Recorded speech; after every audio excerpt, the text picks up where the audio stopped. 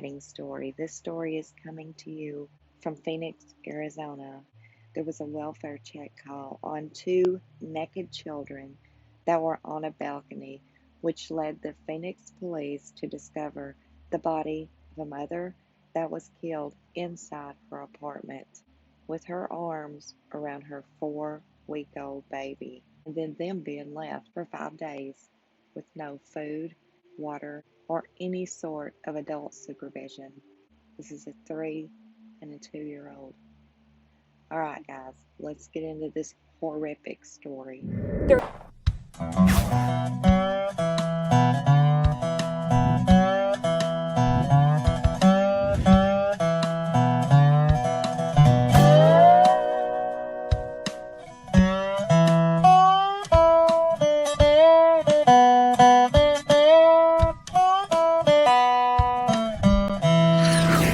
30-year-old mother was found on May the 17th, and detectives say that she was killed at least 5 days earlier. She was repeatedly stabbed to death, while her 2 toddlers and 4-week-old baby were in the apartment.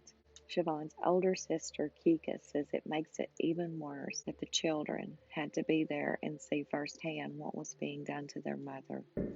She says they are getting a lot of counseling, but it's really traumatizing to them. And for us, we feel kind of helpless. All we can do is hug them and hold them and try to calm them down, but there's still a void that we just cannot fill, no matter how hard we try. The mother of the victim. Officers were actually called to the scene after the 2 toddlers, ages 3 and 2, were spotted on the second floor balcony, naked, vomiting, and begging for food. Family is now coming together to care for the young children. We just hug them and love them as much as we can. The little baby is growing and she's eating more now. She's making little baby sounds. So we try to focus on positive things.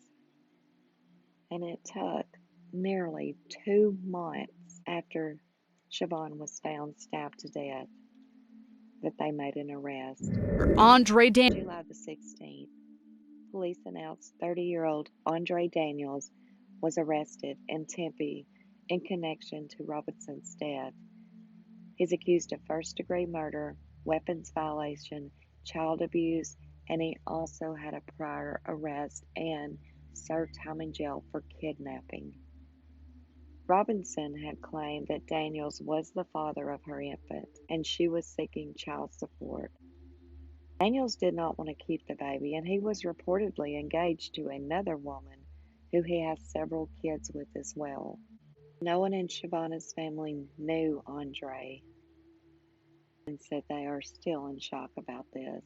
Shavonne's sister said, really, all these kids are affected now because you didn't want to help pay for a child you helped create. It doesn't make sense to me. Children have been placed with the mother's family. She has 4 children, one who had just graduated from kindergarten. 3 of the children were with her at the time. This was a horrendous love triangle gone bad. It seems that Shavone and Andre were having an affair, although Andre is already engaged and had several other children by the lady he was engaged to. Reading more articles on this case, I found out Shavone had talked to Andre about the child support, and she was also wanting DNA to prove that the child was his. And not getting anywhere with Andre, Shavone sent a text message through Facebook Messenger to Andre's fiance, telling her that she had recently given birth to Andre's child. 4 days after Shavone sent this text message is when she was murdered. Cam footages showed that on May the 17th, Andre entered her apartment. 18 minutes later, he was seen exiting her apartment. Now, the baby had several skull fractures and internal bleeding. It's not known if Andre actually harmed the baby, because when her body was found, she allegedly had her arms clenched around the baby.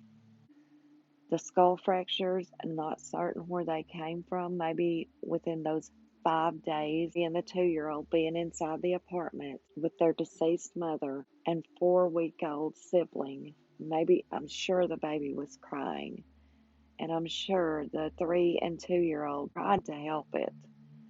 There is a possibility maybe they picked it up and they dropped it and just laid it back down beside its mother, or laid it on its mother's chest. I don't know. But the baby did have skull fractures and internal bleeding. However, it's said that all 3 children are doing fine now. Andre, there is a special place in hell for you. It cannot come fast enough. You deserve the death penalty yesterday. If you would like to donate to the GoFundMe to help this family with these children, the link is in the description box below. Thank you all so much for listening, and until next time, this is UnJustified.